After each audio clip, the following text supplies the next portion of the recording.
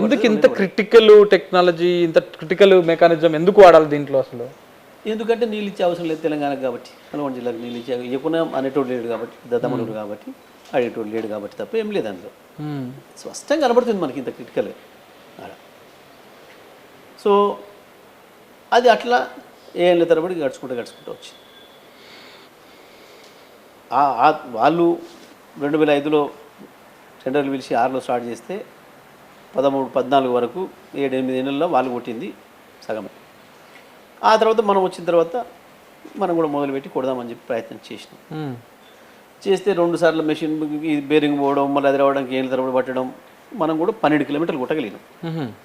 అయితే ఇన్లెట్ ఏమైంది, మనం ఉన్నన్ని రోజులు ప్రతి సంవత్సరం శ్రీశైలం నిండి ఓవర్ఫ్లో అయింది. ఓకే.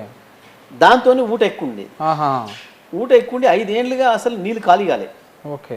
పాపం వాడు ఇన్ని ప్రయత్నాలు చేసినా వాడు నీళ్లు ఖాళీ చేయడానికి కరెంట్ బిల్లే నెలకు 1.5 కోటి వచ్చేది. పాపం వాళ్ళు కట్ చేసుడు, అంటే ఇప్పుడు నీళ్ళు తోడుకునే బాధ్యత కూడా కాంట్రాక్టర్దే వాళ్ళది.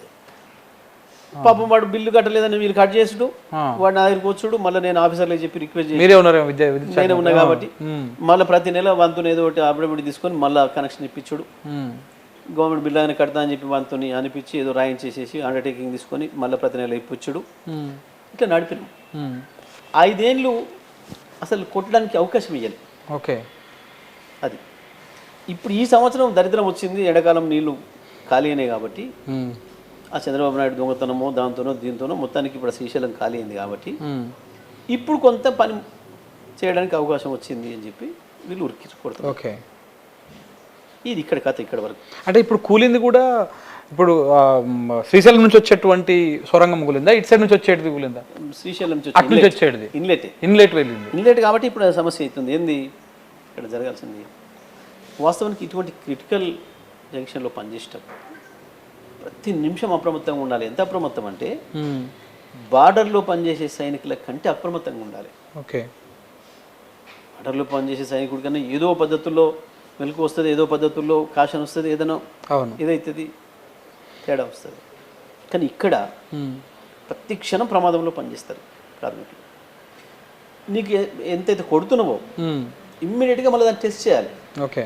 పైన లూజ్ స్టాటా ఉందా, ఏమన్నా ఎట్లా ఉంది అనేది, బురద పోర్షన్ ఏమైనా ఉందా, రాకు ఏదైనా లూజ్ అయిందా, కొట్టేటప్పుడు ఏమన్నా పగుళ్ళు వస్తాయి కదా, రకరకాల పగుళ్ళు వస్తాయి. నువ్వు అనుకున్నట్టుగానే ఉండదు, నువ్వు వీడ కొడితే గాడ పగులుతుంది. కాబట్టి దానికి ఎప్పటికప్పుడు టెస్ట్ చేస్తూ మళ్ళీ ముందుకు పంపాలి. 10 మీటర్లకు 20 మీటర్లకు టెస్ట్ చేస్తుండాలి రోజుకోసారి అయినా. వీళ్ళు ఆ విషయంలో నిర్లక్ష్యం వహించారు. అయితే మొన్న వాడు ఈ రాబిన్సన్ ఈ కంపెనీ ఏదైతే ఉందో ఇది తీసుకున్నాడు, వాడు వచ్చిండట, చూసిండట, బాగా అది ఎక్కువ సీపేజ్ వస్తుంది అని చెప్పి చెప్పిండట. మన వాళ్ళు జిఎస్ఐలు కూడా పోయి చూసి ప్రమాదంగా ఉంది, కొంచెం ఎందుకో ఎక్కువ వస్తుంది వాటర్ ఇక్కడి నుంచి కూడా చెప్పిండ్రు. ఇది జరిగినాయి, హెచ్చరించారు వీళ్ళు. చెప్పినా కానీ వీళ్ళు అట్నే కంటిన్యూ చేశారు. చెప్పినా కూడా వీళ్ళ ఒత్తిడితోని నల్గొండ జిల్లా మంత్రి ఎవరి ఒత్తిడో ప్రభుత్వం ఒత్తిడి తేలాలి ఇప్పుడు ఈ విచారణలో. ఓకే. వీళ్ళ ఒత్తిడితోని పాపం వాళ్ళు అదే పద్ధతుల్లో ముందుకు పోయి చూసుకోలేదు సరైన పద్ధతుల్లో.